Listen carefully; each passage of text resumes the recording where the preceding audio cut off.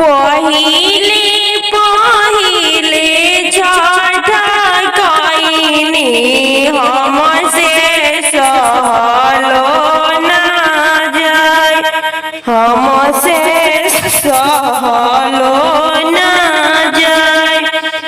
कैसे होला छोट के बरतिया, सासु विधि बताय, सासु विधिया बताय।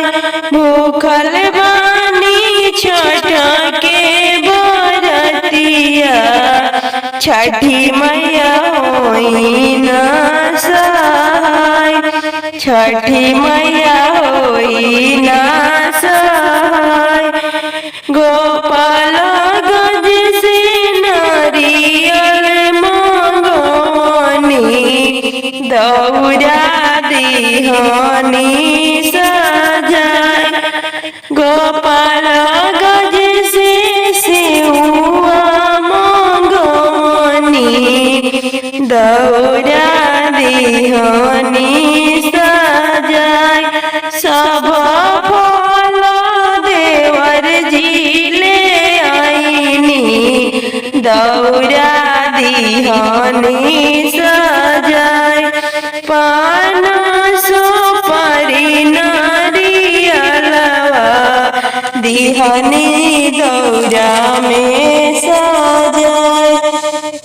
केला से बोया नसवा कीनी हो रघ दियाय, किननी रघ दियाय। गाय के दूध गंगा जलवा होई रघ दियाय। पेनी लिहनी लाली लाली चुंदरिया, छठी मैया जाए के घाट। उहावे तो बाड़ी छठी मैया, ओही जाय रघ दियाय। पहिले पहिले छठ कइनी हमसे सहलो